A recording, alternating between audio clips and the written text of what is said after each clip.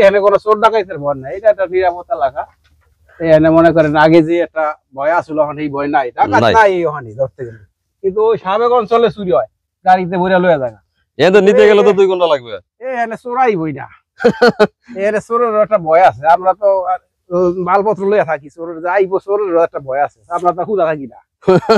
এখন এই চরের কি অবস্থা? আপনার আশেপাশে কি জায়গা জমি আছে? না না, জায়গা জমি নেই, কষ্ট করার নিয়ে আমরা শ্বশুর গাইলে সম্পদ আছে, যদি একটু পাই। হ্যাঁ না তো গরু বাছুর করে পালবার ওই আর কি। হ্যাঁ, এখন যারা আসছে তো আসছেই।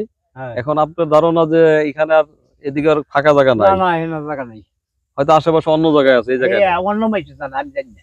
দর্শক যারা পালের চরের ভিডিও দেখে থাকেন, তো তাদের কাছে খুবই পরিচিত একটি জায়গা পালের চর। ভাই আপনার কি নাম? আমার নাম খলিল হাওলাদার। খলিল হাওলাদার। তো এই যে এখন যে গরুগুলোর সামনে আছে, এগুলো আপনার গরু? কয়টা আছে? এই 10টা 11টার মতন আছে। 10টা 11টার মতো। তো আমি গরু বাছুরের দাম খুব বেশি জানি না, অনুমানে ধরে নিলাম যে ধরেন 10 লাখ টাকার গরু আছে আপনার এখানে। ধরেন বেশি হইতে পারে, একটু কম হইতে পারে। তো এখন আমরা কিন্তু আমাদের ভিডিওর মধ্যে দিয়ে অনেক লোক এখানে আসতেছে, খামার করবে, কেউ কেউ জমি রেখে চাষ করবে, এরকম লোকজন আসতেছে। হ্যাঁ, তো অনেকে মনে করে যে 2 লাখ টাকা খরচ করবে, একটা খামার করবে। আবার কিছু লোক মনে করে যে 5 লাখ দিয়েই মনে করে যে 50 লাখ টাকা গরু উঠে ফেলবে, একটা কিছু করে ফেলবে। তো আপনার সঙ্গে কথা বলার উদ্দেশ্য হলো যে আপনি কিন্তু অলরেডি 10-15 লাখ টাকার এটা ইনভেস্ট নিয়ে এখানে বসে আছেন। ইনশাআল্লাহ আছেন না, আল্লাহর রহমতে? তো এখন নতুন করে যারা আসবে এখানে, তাদেরকে আমি বলি যে আপনারা যখন মনে করবেন যে আপনারা কিছু করবেন, তো আমার এই ভাই আপনার চেয়ে 10 লাখ টাকা এগিয়ে আছে। ওনাকে ছাড়াইতে গেলে আপনাকে ইনভেস্ট আরো বেশি লাগবে। বেশি না লাগলে তো আপনার সাথে পারবে না। তো এরকম আমাদের এই চরে যাদের এই গরু আছে, 5টা আছে মিনিমাম, কারো 10টা আছে, 20টাও তো আছে। তো এখন এই যে এই বর্ষার ভিতরে কি এখানে ছিলেন? হ্যাঁ ইনশাআল্লাহ নিয়ে আসলাম আমরা। তো গরু বাছুর খাওয়া দাওয়া কেমনে করাইলেন? এই যে হানি বান্ধা আসলো, ওই যে ঘরের মধ্যে রাখছি। এখানে কি পানি উঠছিল? পানি উঠছিল এই জায়গায়?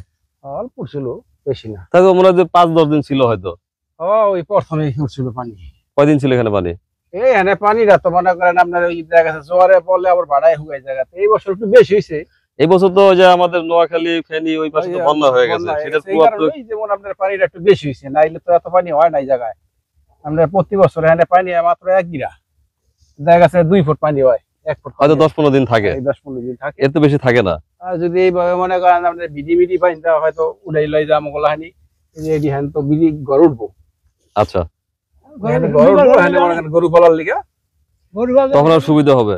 এখন আমার বলেন এই বর্ষার ভিতরে তো এখানে হয়তো কষ্ট রাখছিলেন না, ওই পার নিছিলেন? না, আমার এখানেই আছে গরু, 3 দিয়ে সেবা দিয়ে। এমনি তো খাবারের কোনো ঝামেলা হয় নাই? না, এখানে কোনো ঝামেলা নেই। এখানে গরুর ঘাস খাওয়ার লেগে ওই যে গরু ছাইরা দিছি, ওই যাইতাছে ইচ্ছা স্বাধীন খাইতাছে।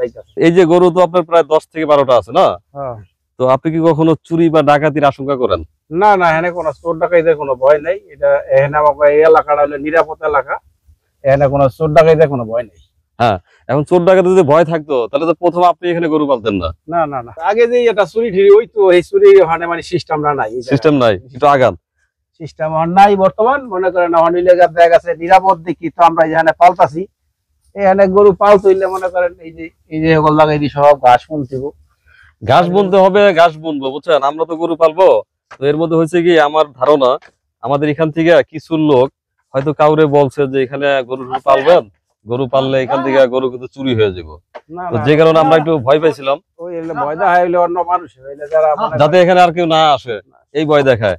এখন আমার বলেন এই যে গরুরা যে কালার, আপনি তো আর বাড়তি খাবার তো তেমন খাবার না, এই কাঁচা ঘাসই খায়। তো কাঁচা ঘাস খেয়ে যে কালার হয়েছে, তো সেখানে এই গরু যদি আমরা যদি ওই যে ফার্মে পালতাম, এত সুন্দর কালার কি আসতো?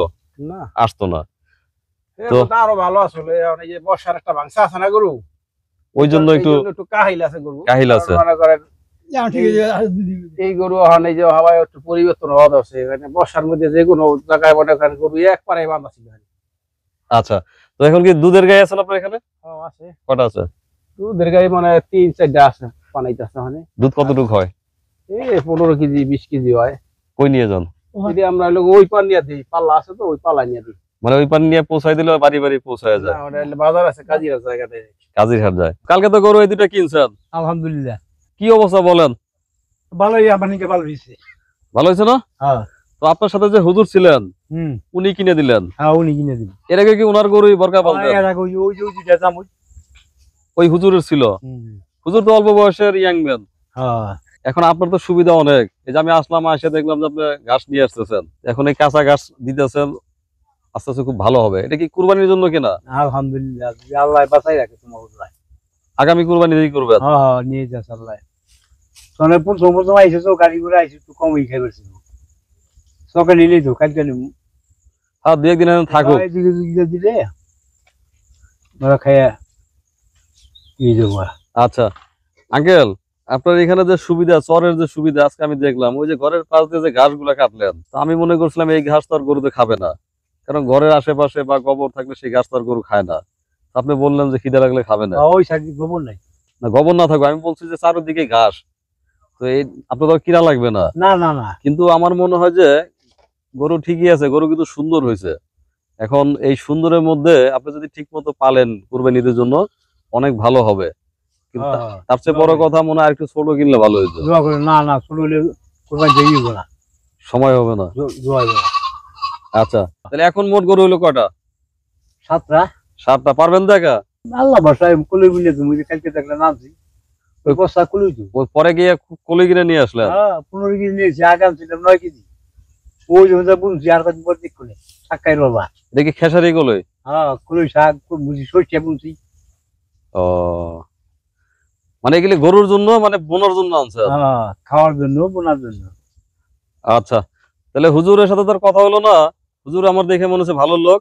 তাহলে আপনার বর্গাই বেশি হইলো গরু? না, এই দুইটাই তো বললা। আর ওই বাকি 5টা? ওই যে বাকি ব্যবসা আমার নিজে। আপনার নিজের ওই 5টা? এখন অনেকে এই চরে আসতে চায়, বুঝছেন? এখন এই চরের কি অবস্থা? আপনার আশেপাশে কি জায়গা জমি আছে? না না, জায়গা জমি নেই, এনে কষ্ট করার নিয়ে আমরা আইসি ওই যে ছোট ছোট গাইলে সম্পদ আছে লুবে যদি একটু পাই। হ্যাঁ জান না, তা গরু বাছর করা পারবো ওই আর কি। হ্যাঁ, এখন যারা আসছে তো আসছেই। হ্যাঁ, এখন আপনার ধারণা যে এখানে আর এদিকে আর ফাঁকা জায়গা না নাই? না, এনে জায়গা নেই, হয়তো আশেপাশে অন্য জায়গায় আছে, এই জায়গায় নাই। অন্য মাইছে জানা আমি জানি না, আমি এই দেশে জামাই আমি কি জানি। হ্যাঁ আছে, ওই যে ইয়ে আছে, সারেঙ্গের আছে, তারপরে সর্দার চক ভরাই জমিন ওনাদের আছে আর কি। হ্যাঁ, এখন অনেকে তো আপনার ফোন নাম্বার চায়। না আমার ফোন নাম্বার জায়গা নেই। ফোন নাম্বার চাইলে বলবো জায়গা নাই? না, আচ্ছা জায়গা নেই। আচ্ছা, এটা বলে দিব না। আর সেকেন্ড হচ্ছে যারা আসছে এদের সাথে সুন্দর মিলমিশ করে একসাথে থাকেন, সবাই যেন ভালো করতে পারে। ওই জায়গায় যে গুলো গাছ বাড়ি আমরা আদর করি। হ্যাঁ, পোলাগো মতো। পোলাওর মতো না, এটা তো আনন্দের যে একসাথে সবাই খাইলাম। আজকে তো সুমনদা পাকাইছে বিরিয়ানি, বিরিয়ানি খেলাম কয়েকদিন পরে। তো আঙ্কেল ভালো থাকেন, দেখা হবে পরে। আর ওদিকে তো আমি ব্যস্ত হয়ে যাবো, পালের চরে জমি জায়গা তো উঠে গেছে। ব্যস্ত তোমার ওই ইয়া হোক, এটা ব্যাঙ্গে শুনে এই পাশে ধরবো না, আগে ওই যে ওই পাশে তো জায়গা উঠে গেছে, পালের চরে আগে কাজ ধরবো, ওইটাই করো, কাজ শেষ করি।